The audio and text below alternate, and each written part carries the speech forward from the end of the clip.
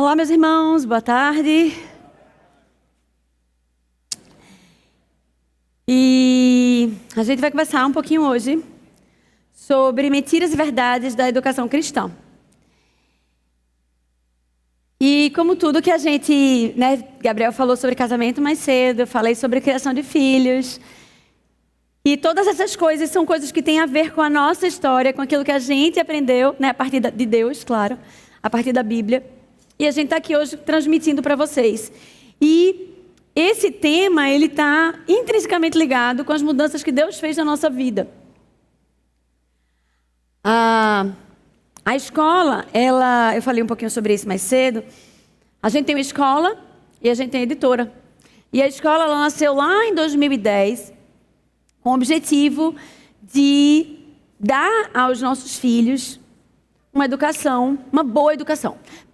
Prepará-los para o futuro, prepará-los para o mundo, para que eles fossem bem-sucedidos no mercado de trabalho.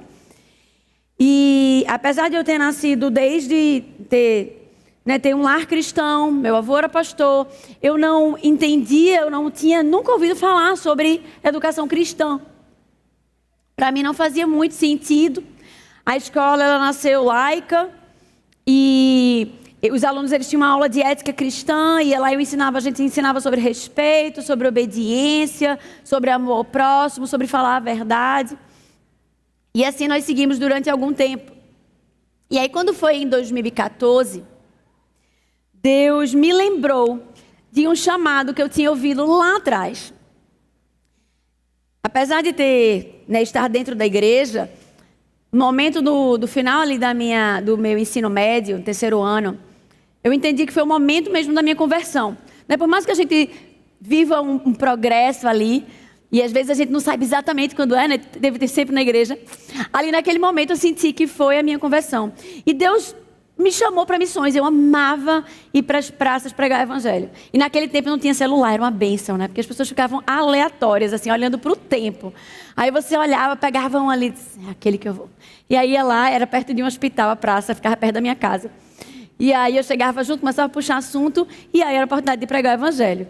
E eu fazia isso quando eu estava no ensino médio, nos finais de semana, e aí depois, quando eu entrei na universidade, eu estudava à noite e fazia isso durante o dia. Eu ia para a praça e ficava lá. E eu amava fazer isso.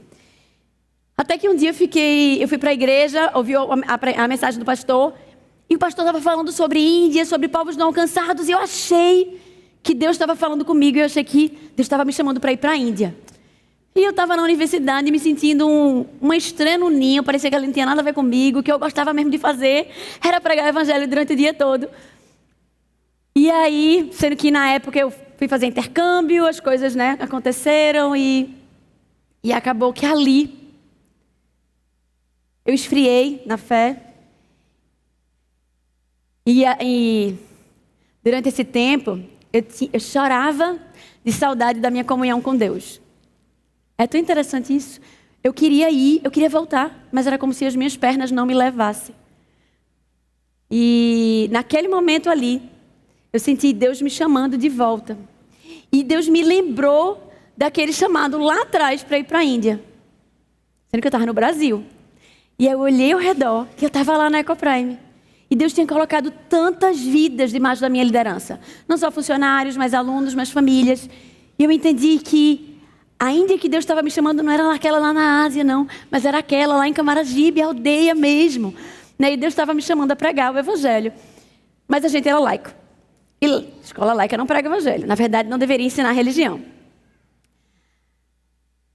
E aí a gente começou a fazer acampamento, acampa dentro. Várias programações com o intuito de pregar o evangelho. Aí a gente dizia assim aos pais, olha, vai ter um evento cristão, E aí a gente fazia super propaganda para as crianças, eram eventos muito divertidos, a gente super bolava brincadeiras no evento, os meninos ficavam ansiosos para ir. Até hoje, a gente deixou de fazer, até hoje eles falam disso. E aí, todo mundo queria ir. E aí a gente ali aproveitava para pregar o evangelho. E foi assim durante alguns anos, até que Deus mostrou que Ele queria mais. Não era só aquilo. Não era só uma pregação em alguns eventos específicos. Ele queria me falar e nos ensinar sobre a educação cristã, a mim e a Gabriel. E foi quando a gente se deparou com Deuteronômio 6, de 4 a 9. Um versículo que eu já tinha, um trecho da Bíblia que eu já tinha lido várias vezes. Eu fui orientada pela minha família a fazer devocional desde cedo. Desde os 12 anos eu lia a Bíblia todos os dias. Mas nunca Deus tinha me falado do coração daquele jeito. E uma pergunta fez toda a diferença. O que é que Deus fala sobre educação? Ele fala sobre educação? E aí a gente leu esse trecho. Uau! Deus não fala sobre escolas, mas Ele fala sobre famílias. Ele fala sobre filhos. E se os pais precisam, né? Eu não citei, né, o trecho, que é amarás, eu falei mais cedo, amarás ao Senhor teu Deus de todo o teu coração, de toda a tua alma e toda a tua força, e essas palavras que hoje te ordeno estarão em teu coração. E tu as ensinarás a teus filhos e dela falarás, assentado em tua casa e andando pelo caminho, ao deitar e ao levantar. E se era no levantar, no deitar, andando pelo caminho, no sentar à mesa, é o dia inteiro. É usando todas as oportunidades. E onde é que as crianças estão? Muitas vezes durante o dia inteiro, se não é na escola. E aí eu saí dali da sala, fui lá na moça que trabalhava com marketing comigo, abri a porta e fiz: Dani, descobri para que a Ecoprime foi feita. Para caminhar com famílias cristãs, conduzindo seus filhos a Deus. E aí contei para ela, gente, a propaganda, a gente tinha super atrasado a propaganda lá daquele ano. Estava tudo pronto e era tipo assim, alguma coisa do tipo: siga seus sonhos, sei lá, ou coisa parecida, nem lembro. Toda vez eu conto essa história, eu fico, eu vou catar a campanha para ver o que é que tinha escrito. E toda vez eu esqueço. Mas tinha alguma coisa desse jeito, não tinha nada a ver com o que eu tinha acabado de entender que era o propósito da escola. E aí o pessoal: Andressa, a gente tem que liberar, a campanha está atrasada. Eu fiz: então faz assim. Usa as mesmas fotos, a gente tinha pago foto em estúdio e tudo. Usa a mesma foto e coloca assim: ensina a criança no caminho que deve andar. E libera. E assim foi a primeira decisão, né? Depois de ter entendido um pouquinho da educação cristã. Mas ali foi a primeira coisa. Deus estava ali, eu senti como se Deus estivesse tirando as escamas dos meus olhos e me permitindo ver algo que eu não via antes. Tantos anos que eu já estava ali na escola, era 2018. Já fazia 8 anos que a escola tinha aberto. E eu não havia compreendido. E Deus estava ali tirando as escamas para que eu pudesse finalmente entender o chamado dele para a escola. E eu percebi que existiam muitas mentiras que eu acreditei durante muito tempo. E Deus foi derrubando uma a uma nas nossas vidas. E aí, quando você pensa em escola, você normalmente pensa em sucesso. Quando você matricula o seu filho na escola, você quer que o seu filho ele tenha sucesso. Que ele seja bem sucedido. A gente normalmente pensa na vida financeira. Você quer que o seu filho seja um profissional de sucesso. E eu fico pensando, lembrando daquele anestesista. Não sei se vocês lembram daquele caso que foi um escândalo nacional. Do anestesista que estava abusando das mulheres na hora do parto. Lembra disso? Passar no curso de medicina, uau, conquista grande, não é não? Pessoas estudam anos para conseguir serem aprovados no curso de medicina. Imagina a celebração da família daquele jovem quando ele passou no curso de medicina.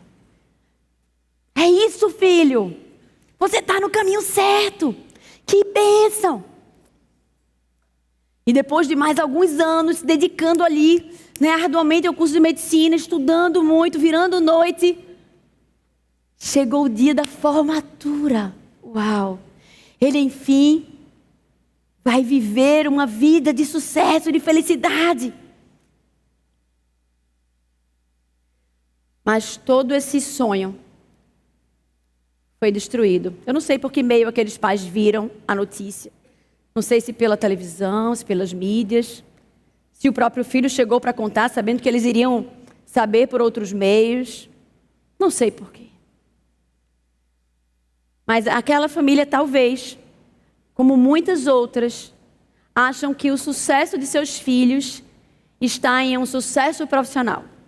Está em serem bem-sucedidos profissionalmente.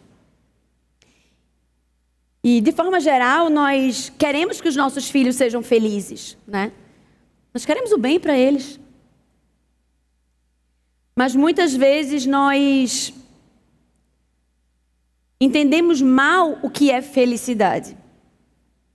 A Bíblia fala dessa parábola que Jesus nos ensinou, que diz: então lhes contou esta parábola. A terra de certo homem rico produziu muito bem.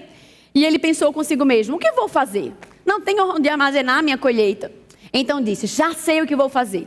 Vou derrubar os meus celeiros e construir outros maiores. E ali guardarei toda a minha safra e todos os meus bens.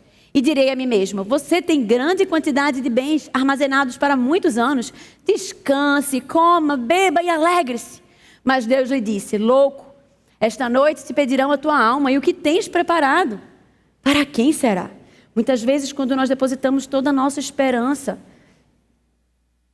naquela escola que tem uma outdoor lá bem grande, que diz: preparamos para um Enem aprovado, nós estamos nos comportando como este homem louco, colocando as nossas esperanças e a nossa segurança, ou a segurança dos nossos filhos, nas coisas desse mundo.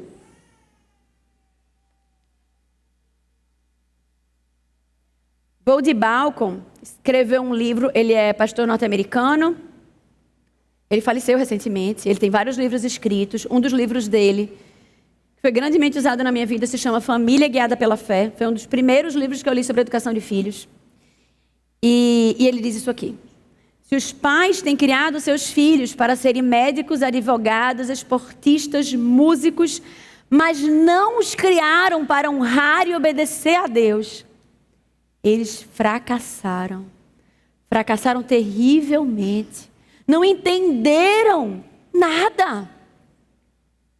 Não entenderam que a nossa vida não é sobre este mundo. Seremos os mais infelizes de todos os homens se tudo se limitasse a esta terra. E a vida é um sopro, né? A gente está aqui, amanhã não. Mas Deus nos fez para a eternidade. E é assim que precisamos olhar para os nossos filhos. E uma das primeiras mentiras que nós acreditamos é sobre felicidade. O que é felicidade? Em nome da felicidade, as pessoas dizem assim: se separa. Ele não te merece, não. Você merece ser feliz. Não é assim? Muitas pessoas se separam na busca pela felicidade. Seja amigo dos seus filhos, aproveite esse tempo, passa rápido, não perde tempo brigando com ele, não. Dê ao seu filho o que ele quer, porque assim você vai ensiná-lo a ser feliz. Eu me lembro que Xuxa, quando Sasha era pequenininha, ela disse que nunca iria dizer não à filha dela. Como se isso fosse sinônimo de entrega de felicidade. Quantas vezes jovens ou adultos não se envolvem em uma vida promíscua em nome da felicidade, porque eles querem ser felizes. Matricule seu filho na melhor escola e ele terá sucesso e alcançará a felicidade, né? O que é melhor escola, né? As pessoas, elas vivem a vida correndo atrás da felicidade, mas essas pessoas nunca a encontrarão. Sabe por quê? Porque a felicidade não está nas coisas desse mundo. Não está em você se satisfazer a sua vontade. E aí a gente olha para a Bíblia, que é a nossa regra de fé e prática, é onde encontra-se toda a verdade de Deus. E olha o que Salmo 1:3 vai dizer: como é feliz, ou bem-aventurado em algumas versões, aquele que não segue o conselho dos ímpios, não imita a conduta dos pecadores, nem se assenta na roda dos escarnecedores. Ao contrário, sua satisfação está na lei do Senhor, e nessa lei medita dia e noite. É como árvore plantada à beira de águas correntes, dá fruto no tempo certo, e suas folhas não murcham, e tudo o que ele faz prosperará. nesse trecho, ele apontou o caminho da felicidade e do sucesso. Felicidade é aquele que teme ao Senhor e anda nos seus caminhos. Salmo 128:1. Este é o caminho da felicidade. Gabriel até perguntou assim, né? Qual o melhor mundo? Aquele onde a gente vive, as pessoas obedecem o mandamento de Deus, ou no lugar onde as pessoas não obedecem? Obedecem. A vontade de Deus é sempre boa, perfeita e agradável. Encontramos felicidade quando vivemos a vontade de Deus. Esse é o caminho da felicidade para esta vida e para toda a eternidade. Se a Bíblia é mesmo a nossa de regra de fé e prática, então como conduzir os nossos filhos à verdadeira felicidade? E aí lá em Deuteronômio 6:4, todo mundo vai sair com esse trecho decorado, né? Já é a terceira vez que eu cito. E vamos ler. Ouça Israel, o Senhor, o nosso Deus é o único Senhor. Aqui é outra versão. Amarás, pois, o Senhor teu Deus de todo o teu coração, de toda a tua alma e toda a tua força. E essas palavras que eu te ordeno estarão em teu coração. E tu as inculcarás a teus filhos, e dela falarás, assentado em tua casa e andando pelo caminho, e quando estiver deitado e quando se levantar. É assim que a gente ensina aos nossos filhos. É todo dia, é o tempo todo, usando todas as oportunidades. É quando você está à mesa com ele, jantando, almoçando, fazendo alguma refeição, e aí a gente está ali ensinando ao nosso filho. É quando você está no carro com ele, vocês seguem para a escola, vocês estão indo para algum lugar e vocês estão louvando a Deus, e você está conversando como é que foi o dia dele. Filho, você viu isso? E você aproveita aquela oportunidade ali. É no culto doméstico, Gabriel citou. É algo que está em desuso, mas que bênção é para aquelas famílias que fazem culto doméstico. Reunir os filhos ali. Você abrir a palavra, você ler a palavra com seus filhos, você orar com seus filhos e pôr seus filhos ali. Pelos doentes da igreja, pelo pastor da igreja, pelo país, pelo estado do Rio. E a gente está ali ensinando aos nossos filhos a palavra do Senhor. Quando eles falham, apontando a palavra do Senhor. Então os nossos filhos, eles não precisam de uma escola apenas para ensinar o português, a matemática, a história e a geografia, mas ele precisa de seu filho precisa de uma escola que possa caminhar com você na sua missão, de ensinar o seu filho a conhecer, crer e obedecer a Deus. E a gente viu que essa não é uma missão fácil, é contra-intuitiva, é difícil, exige muita paciência, persistência. E quando a gente se permite colocar filhos em uma escola que não é cristã, é como se a gente estivesse colocando um obstáculo, uma pedra no caminho do nosso filho. E se a gente já está lutando contra tantas coisas, por que que a gente escolheria colocar mais um obstáculo no caminho dos nossos filhos para ele tropeçar? Depois que eu entendi isso, uma das primeiras pessoas que eu encontrei foi uma pessoa que prestava serviços jurídicos para a nossa escola, que tinha um vínculo pessoal comigo. E eu fui contar, animadíssima. Vocês viram assim? Eu sou animada para contar as histórias. Quando eu leio um livro, e eu estava animadíssima para contar tudo que eu tinha descoberto. E ela olhou para mim e fez: tu está confundindo tudo. Escola é escola, igreja é igreja, mulher. Na igreja, os meninos vão aprender sobre Deus. E na escola eles vão para aprender sobre português e matemática, né? Simples assim. E aí eu, meu Deus do céu. Eu fiz, poxa vida, eu imaginei que quando eu fosse falar, ela ia, uau, Andressa, é isso. Faz muito sentido, né? E foi um balde de água fria em mim. Mas Deus estava ali para me confirmar aquilo que Ele já tinha me revelado. Lá em Colossenses 1, 17 e 18 vai dizer: Ele é antes de todas as coisas e nele tudo subsiste. Ele é a cabeça do corpo, que é a igreja. Ele é o princípio, ele estava lá no começo e o verbo se fez carne e habitou entre nós. E a partir do verbo tudo se fez. É o princípio e é o primogênito dentre os mortos, para quem tudo tenha a supremacia. Não há 1 centímetro da nossa vida em que Deus não declare: isto é meu. Mas muitas pessoas acham que há separação entre uma coisa e outra. Eu gosto muito do versículo que diz: quer comais, quer bebais, que faças qualquer outra coisa, faças tudo para a glória de Deus. Porque Deus pega algo tão simples como comer e beber. Ele diz assim: olha, até isso você tem que fazer para a minha glória. Porque nós somos feitos à imagem e semelhança de Deus para a sua glória. É tudo sobre Ele, não é sobre mim.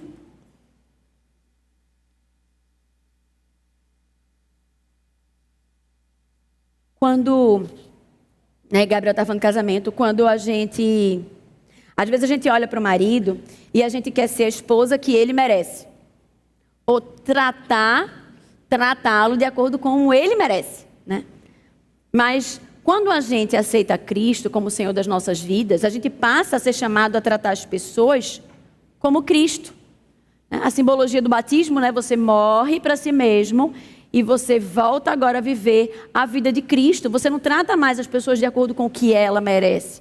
Você os trata a partir de como Cristo trataria aquela pessoa. Fugiu. A partir de como Cristo trataria essa pessoa. As nossas relações e a nossa vida não tem a ver mais comigo, tem a ver com Andressa glorificar a Deus como esposa, Andressa glorificar a Deus como mãe, Andressa glorificar a Deus como uma aluna, como filha, como amiga, como líder. E aí Douglas Wilson, nesse livro, que é muito legal, vale muito a pena ler, é uma leitura aí de uma tarde com intensidade, diz o seguinte: quando confessamos a Cristo como Senhor da teologia, mas não da história, ou como Senhor do meu coração, mas não da minha cabeça, trata-se apenas de uma maneira velada de negá-lo.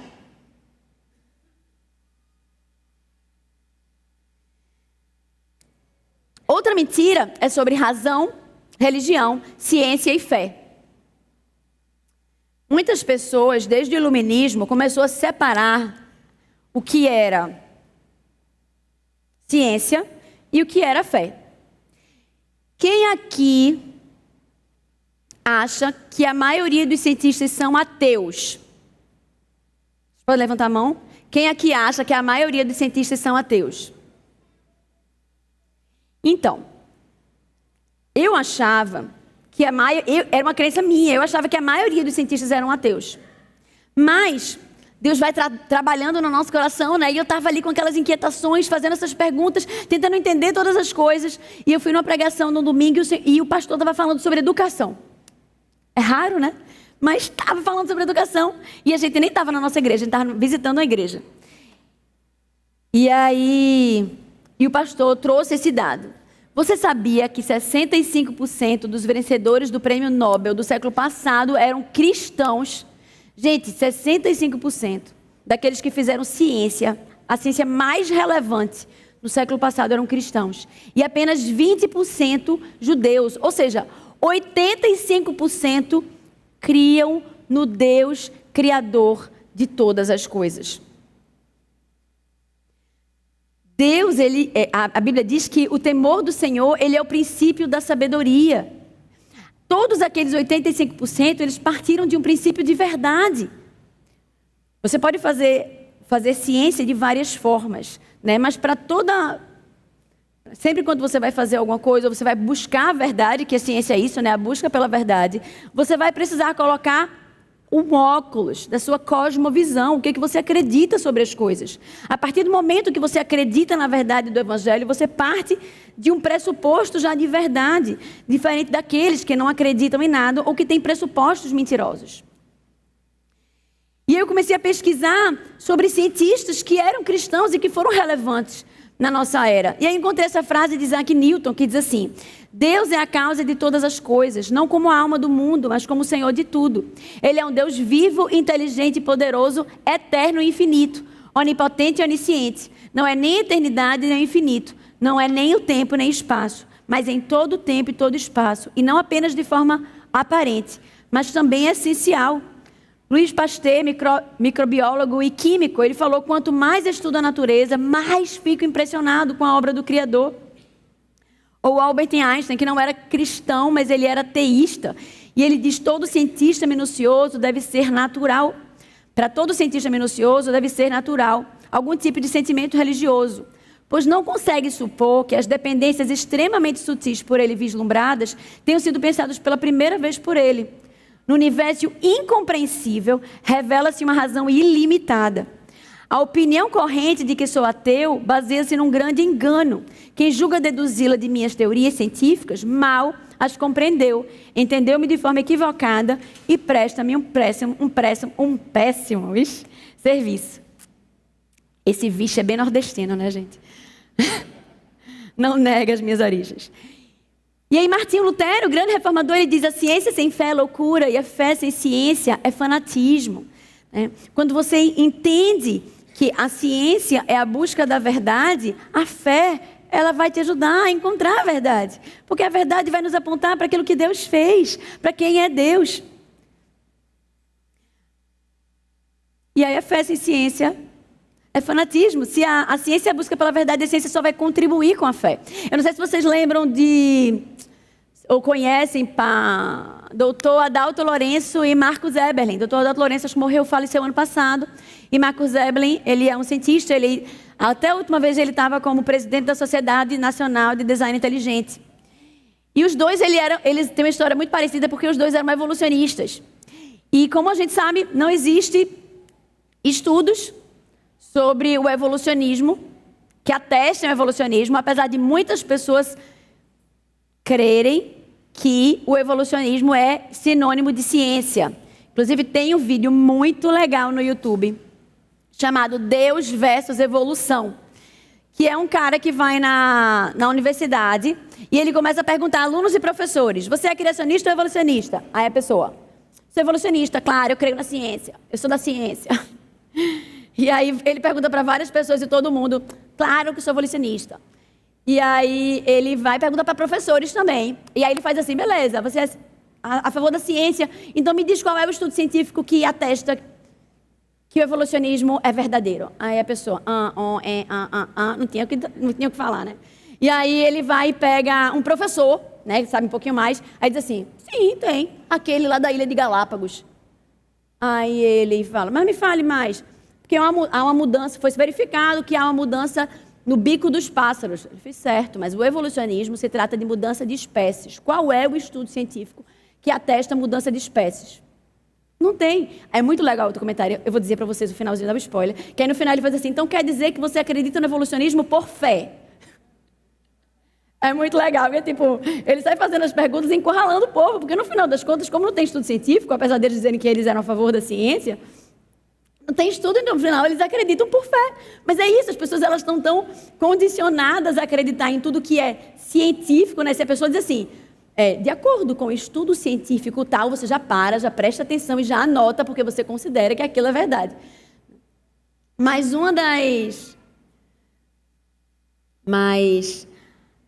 e a gente, de certa forma, hoje endeusa a ciência.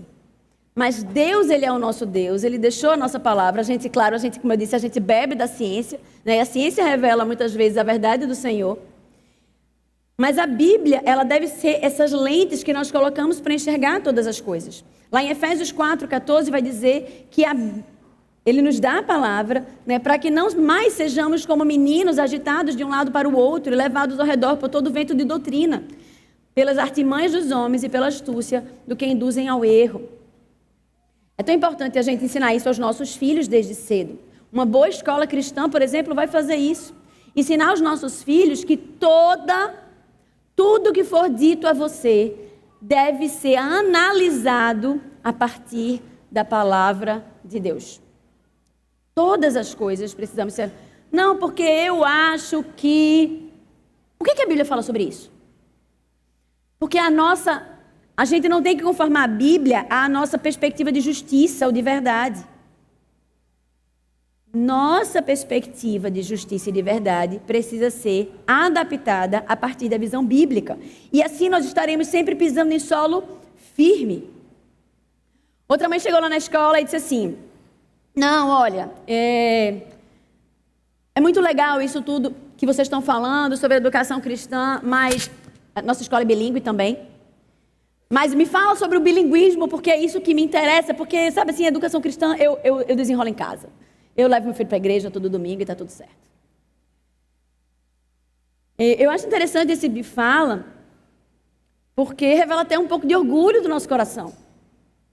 A Bíblia diz: quem está em pé, veja que não caia. Como é que você pode dizer assim, ó, eu dou conta, fica tranquilo, que eu dou conta, né? Como os jogadores de futebol fazem um gol e fazem assim, ó. Né? Não, a gente não dá conta, não. Nós somos falhos, a Bíblia diz: quem está em pé, veja que não cai. A gente precisa estar aqui, ó, pedindo: meu Senhor, misericórdia, me sustenta, me mantém firme, né? Me permite continuar olhando para Ti. Quantas pessoas a gente conhece na nossa vida, que passaram pela nossa vida, que eram cristãos e se desviaram dos caminhos do Senhor? Porque não poderia ser eu ou você. E não é uma questão de praticidade. Uma vez fui para um programa da rádio para falar sobre educação cristã, lá na região. E aí ligaram as pessoas dizendo assim: não entendo assim não, porque eu estudei numa escola pública a minha vida inteira e estou aqui hoje. Era um pastor. Pastor, meu irmão, a nossa lógica não é pragmática, não. Porque a gente sempre conta com a graça e com a misericórdia do Senhor. Não é porque você viveu ou estudou numa escola secular e foi ensinado coisas erradas a sua vida inteira e você hoje é pastor, significa que esse é o melhor caminho, não.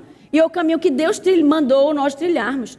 Se eu olho para Deuteronômio 6, de 4 a 9, eu leio que eu preciso ensinar o meu filho desde manhã até o último momento da noite, da tarde, em que ele estiver acordado, caminhar com ele, sentar com ele à mesa. Se esse é o chamado de Deus para mim, que é pai, por que eu vou usar a sua história como: ai, não se funcionou com fulaninho, então realmente é esse o caminho que eu tenho que seguir? Oi? Nós precisamos seguir o chamado de Deus, olhar para as Escrituras e entender o que Ele nos chama a viver. Tem uma pesquisa que me chamou muita atenção nesse momento em que eu estava entendendo tudo isso, que diz assim, que diz que 70% dos jovens cristãos confessos, ou seja, pessoas que estavam dentro da igreja, indo com suas famílias para a igreja, 70% a 80%, se desviavam até o 2º ano de faculdade. Às vezes o filho está lá, você está chamando ele para a igreja, ele está lá indo para a igreja com você. Todo domingo está lá. E aí chega um momento, e às vezes eu recebo mensagem no Instagram falando disso, e diz assim: Andressa, a vida inteira eu levei ele para a igreja. Ele chegou para mim e disse que não queria ir mais para a igreja comigo. Eu faço o quê? Às vezes é filho adolescente, né? Aí a gente diz: ó, briga. Porque tem gente que acha que... Não, mas eu recebi uma mãe uma vez na escola falando isso. Não, mas eu fico com medo de traumatizar o meu filho. Porque, vê, eu vou mandar ele para a igreja e aí ele vai forçado. Coisas forçadas não são boas, né? Meu irmão, isso é mentira de Satanás no seu ouvido. Se ele não quiser escovar os dentes, tu não vai mandar ele escovar os dentes. Tu vai mandar ele escovar os dentes. Por que você acha que é mais importante ele escovar os dentes ou ele ir para a igreja? Para a igreja, com certeza. A gente obriga o nosso filho a comer, a dormir, a estudar, a escovar os dentes. Não traumatiza ninguém, não. É porque a gente está num momento na geração da gente muito complicado, né? Porque a gente vivia, eu pelo menos tive uma educação totalmente diferente daquilo que a gente vê hoje. Com muita disciplina, com muita regra, fazia o que tinha que fazer. Se meu pai olhasse do lado assim, eu já me estremecia, já me endireitava na cadeira, né? Já ficava lá, se estava fazendo alguma coisa errada, já fazia uma análise geral para me endireitar no canto. Mas bem, esse foi um parênteses. Então, se o filho não quiser vir para a igreja, manda ele vir, filho. Enquanto você estiver morando debaixo do meu teto e eu estiver lhe sustentando, quem manda aqui sou eu. Quando você tiver o seu dinheirinho para ir para sua casa, aí você resolve se você vai para a igreja ou não. Mas eu vou estar orando todos os dias para que quando você tiver essa independência aí, você continue indo para a igreja e você leve seus filhos e sua esposa para a igreja. Mas aqui, agora, sou eu que mando e você vai. Pode se arrumar. Não é assim? Tem que ser assim. Mas muitas vezes eles estão indo para a igreja e o coração está duro. E aí Paul Washington ele traz essa frase muito interessante. Ele diz assim: olha, seus filhos irão para a escola e eles serão treinados em torno de 15.000 horas em pensamento ateísta secular. Depois eles vão para a EBD, para colorir desenhos da Arca de Noé. Você acha que essas crianças irão conseguir lutar contra as mentiras que ensinaram na escola? Porque uma das coisas que a gente acha é que a educação é neutra. Você acha que seu filho vai para a escola para aprender só português, matemática, história, geografia e PRIO. Gente, vocês esqueceram o tempo de vocês de escola. Primeiro que o professor conversa que só dentro da sala.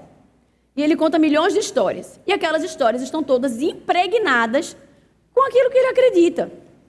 Tinha um professor lá da escola da gente, como a gente era laico e a gente passou a ser confessional, a gente passou um tempo até trocar o nosso quadro e tem um corpo todo de professores alinhados com a nossa cosmovisão.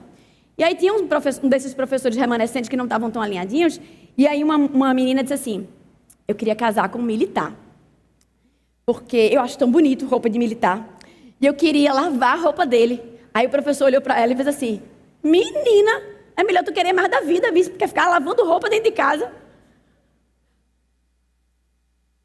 Quando a gente entende o chamado de Deus para nós, a gente entende, mulheres, nosso ministério, a gente pode trabalhar fora de casa, a gente pode ser empresária, mas o nosso primeiro ministério é a nossa casa.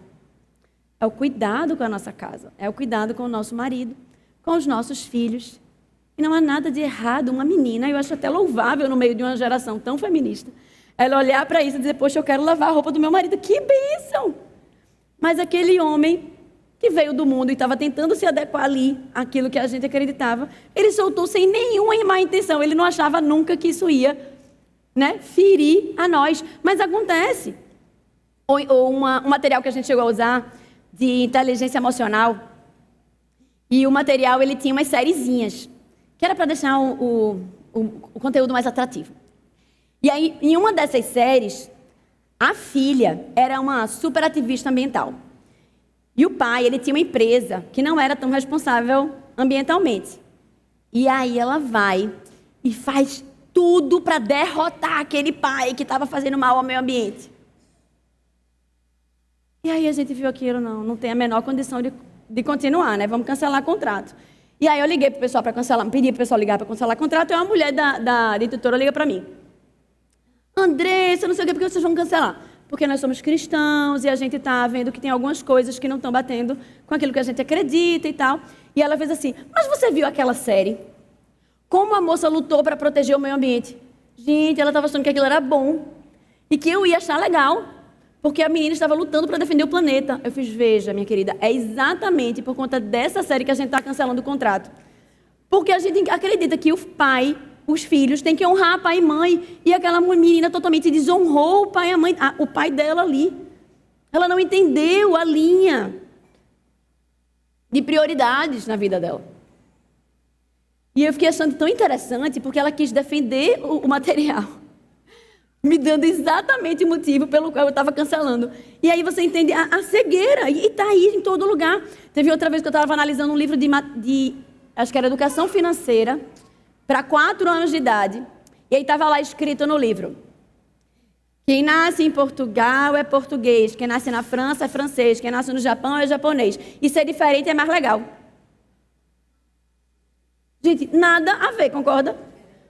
Mas estava lá, gente, a conta gotas, porque eles estão colocando ideias erradas na mente dos alunos a conta gotas. Estava lá, e ser diferente é mais legal. 4 anos de idade. A gente tem, veja, o evolucionismo, para mim, durante muito tempo, foi uma teoria no meio do livro. Era uma teoria ali. Antigamente se tinha ainda assim, teorias da criação. Aí tinha evolucionismo, criacionismo. E bem, hoje em dia eles tiraram o criacionismo, ele praticamente não entra. Tem muitos livros que você vai pagar que ele apresenta apenas o evolucionismo como verdade absoluta. E eu vou falar um pouquinho mais na frente sobre como isso afeta a mente dos nossos filhos. Eles estão o tempo todo. A gente pega livros de português com textão sobre feminismo, inculcando na cabeça das meninas que elas têm que ser meninas empoderadas, que o homem é o opressor. E são todos esses vieses totalmente contrários à nossa fé. E veja, o diabo ele é astuto. Ele está usando a estratégia que Deus deu aos pais para tomar o coração dos nossos filhos. Ele está inculcando. Ele disseminou que ciência e fé não tem nada a ver, que escola faz uma coisa, igreja faz outra. Estamos como igreja enviando os nossos filhos para Roma e os nossos filhos estão voltando e sendo educados por romanos, aprendendo a pensar como romanos. E 70% a 80% deles estão voltando como romanos, se desviando dos caminhos do Senhor. E essa aí eu já ouvi de muita gente. André, eu acho massa o que vocês estão fazendo, mas assim, eu acho que a gente precisa criar os filhos para o mundo, sabe? E quando você coloca na escola cristã, você está colocando eles numa bolha e eu acho que você não está preparando eles. Gente, há tempo para todas as coisas debaixo do céu e da terra. Eu gosto muito dessa frase de Voddie Baucham, daquele mesmo livro, Família Guiada pela Fé, que diz isso aqui, ó. Uma coisa é você mandar soldados bem treinados para a frente de batalha. Outra é enviar recrutas para o campo de treinamento do inimigo. Não se admire se ele voltar vestido com a roupa do inimigo, hasteando a sua bandeira. É um soco no estômago, não é não? Que é isso que a gente faz com os nossos filhos, quando a gente envia eles para uma escola secular, que vai estar ensinando que Deus não existe, porque olha, não, porque a escola é laica e não tem religião. Toda educação, ela é religiosa. Apresenta sobre Deus, não. Então, seu filho está estudando numa escola ateísta. Uma escola que não acredita em Deus. Não é à toa que tem tantos jovens agnósticos, ateístas, cada vez mais. Não acreditam em Deus. Aí você diz, meu Deus, o que aconteceu com esse menino? Eu eduquei ele a vida toda, levei ele para a igreja todo domingo. O que aconteceu com ele? Você não percebeu que domingo ele estava lá na igreja com você, mas durante todo o restante da semana ele estava sendo doutrinado numa escola secular. E eles estão literalmente doutrinando, usando a estratégia que Deus nos deu quanto pais. E enquanto nós estamos, muitas vezes, em desobediência, Satanás sabe que a estratégia de Deus é boa, não é perfeita. Ele está usando ela, ele está tomando, conduzindo o máximo de almas para o inferno. Quando as pessoas falam que, e às vezes a gente ouve, né? Ah, porque Ecoprime é uma bolha. Provavelmente Aline e Davi já ouviram também alguma coisa assim, né? Eu entendo que quando os nossos filhos eles nascem, eles são como sementes que a gente planta. E aí aquela plantinha ali, bem, né? Ali ainda frágil, tá ali. E se ela leva tempestade ou sol pino, ela pode queimar, ela pode morrer, ela pode secar. E aí você precisa colocar aquela planta ali numa estufa, adubar, regar, cuidar dela. E aí na medida que o tempo passa, aquelas raízes elas vão se aprofundando, vão ficando fortes, resistentes. Aquela plantinha que antes era frágil vai se tornando uma árvore frondosa. E aí sim, ela vai estar pronta para as tempestades, para o sol forte. E é sobre isso. Durante a infância, durante esse primeiro período, a gente precisa proteger os nossos filhos, ensinar a verdade para eles, para que quando eles crescerem, as tempestades não venham a balançar os seus fundamentos. Tem a história de um especialista em falsificação de moedas. E aí, né, sempre que tinha alguma desconfiança, chamava-se ele. E aí alguém perguntou assim, mas rapaz, você é muito bom nisso. Mas como é que você consegue conhecer tantas moedas falsas? E ele diz assim, olha, eu não sou especialista em moedas falsas. Eu sou especialista na verdadeira. Eu conheço muito bem a verdadeira. E assim eu consigo identificar quando eu vejo as falsas. E assim são os nossos filhos. A gente precisa inculcar a verdade, ensinar a verdade no coração deles. Para que quando eles chegarem em algum lugar lá fora, na universidade, eles consigam ouvir aquelas mentiras e dizer assim, isso aqui não é verdade, não. A verdade vai estar bem sedimentada no coração deles. E eles vão conseguir ser luz nesse mundo que jaz em trevas. Se cremos que nós e nossos filhos estamos apenas começando a nossa jornada, por que continuamos a colocar a nossa esperança nas coisas desse mundo? Às vezes a gente está só vivendo, só reproduzindo só, né, deixando a vida levar. Mas a gente precisa parar e pensar, porque continuamos achando que o melhor para os nossos filhos é uma escola que somente os ajude a passar no Enem. Mesmo que essa educação tenha sido planejada para matar a fé do seu filho.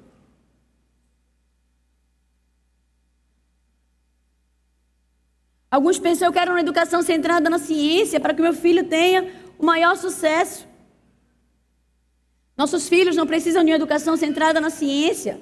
E eu não sou contra a ciência, eu acho que a ciência é muito boa e ela nos aproxima de Deus porque ela nos revela a verdade de Deus. Mas os nossos filhos precisam de uma educação centrada em Cristo para que possam compreender e fazer a verdadeira ciência a partir da verdade.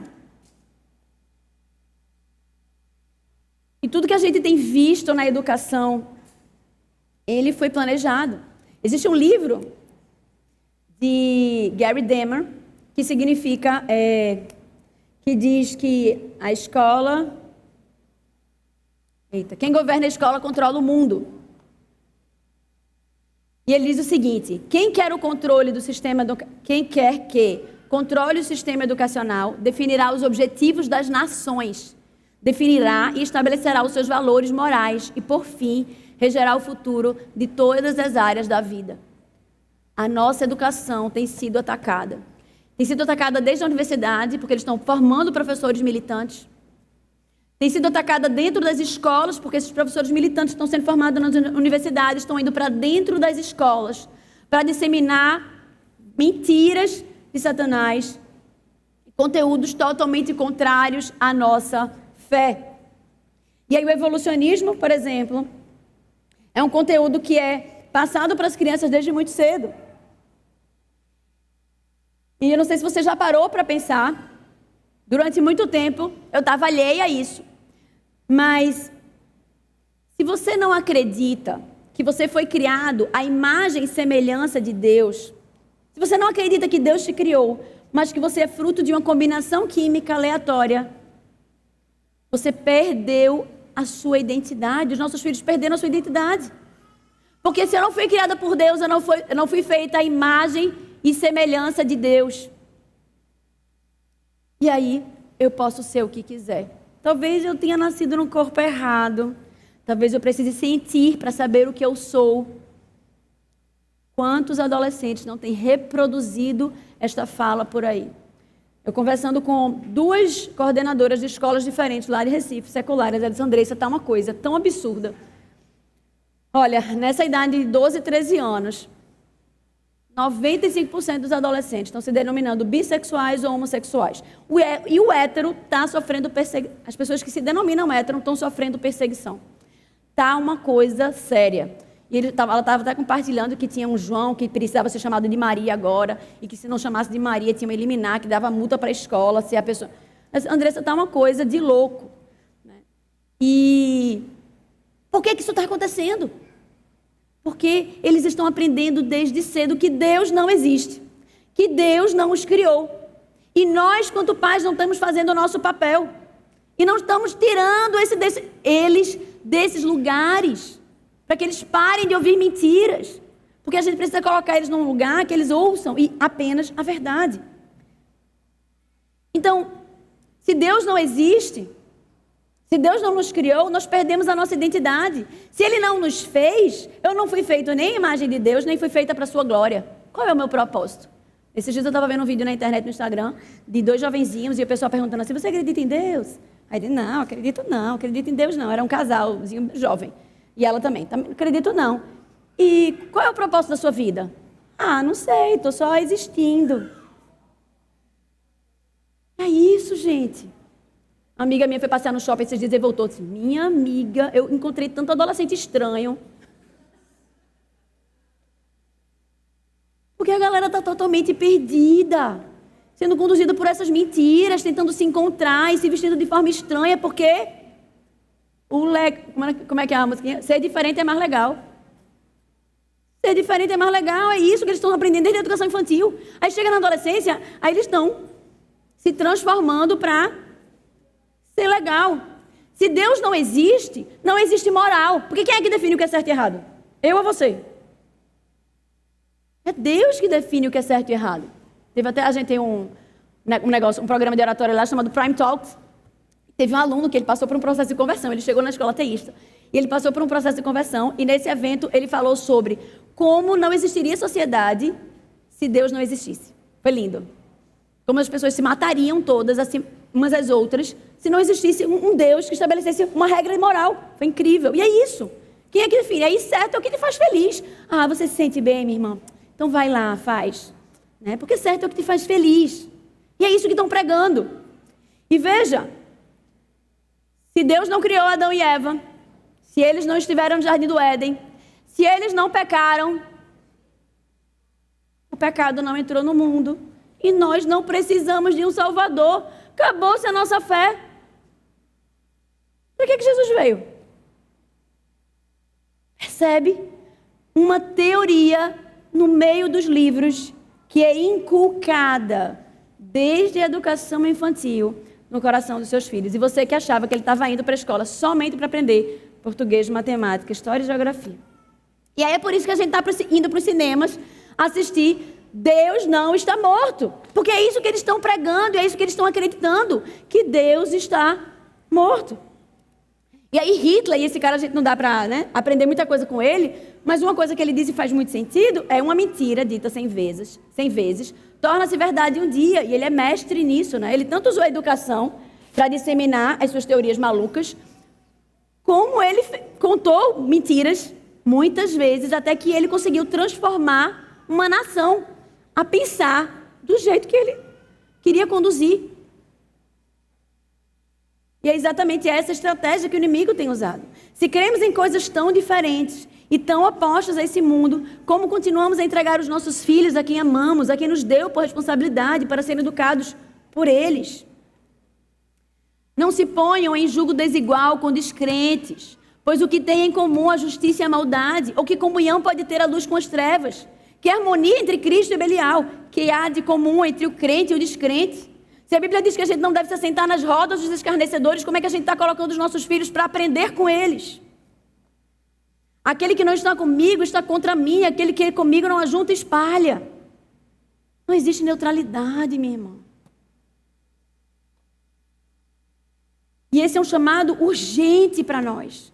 Entender a necessidade de entregarmos educação cristã para os nossos filhos. Não permitirmos nem mais um dia que os nossos filhos estejam aprendendo com aqueles que têm zombado do nosso Deus, que têm pregado as mentiras de Satanás para conduzir e arrastar o máximo de pessoas para o inferno.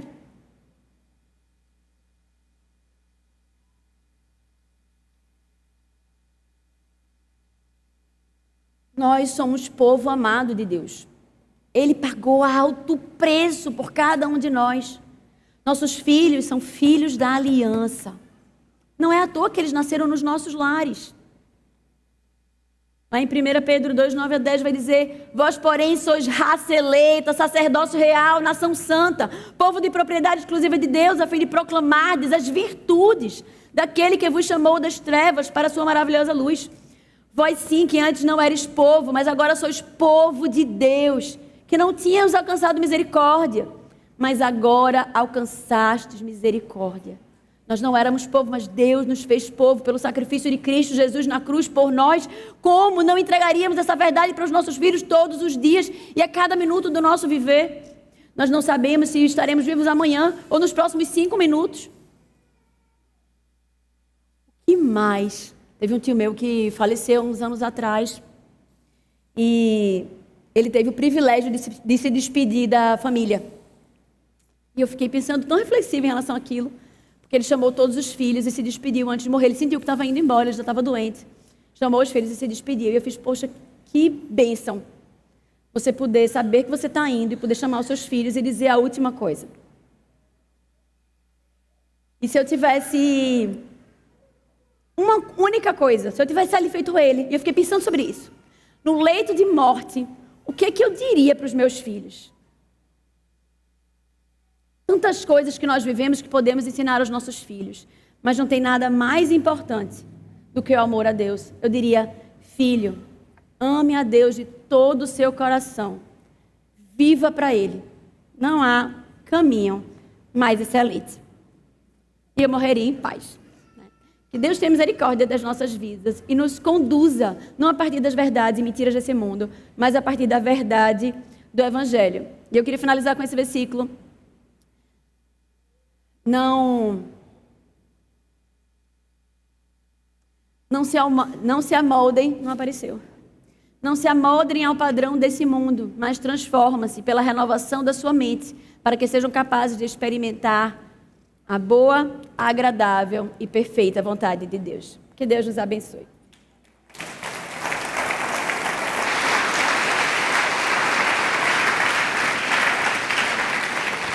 Irmãos, a gente vai ter um breve intervalo. Tem a caixinha ali para fazer a pergunta se você quiser. Tem um lanchinho aí, um cafezinho. Tudo bem? Aí depois a gente já volta com o Gabriel. Aí o Gabriel pega direto a parte final.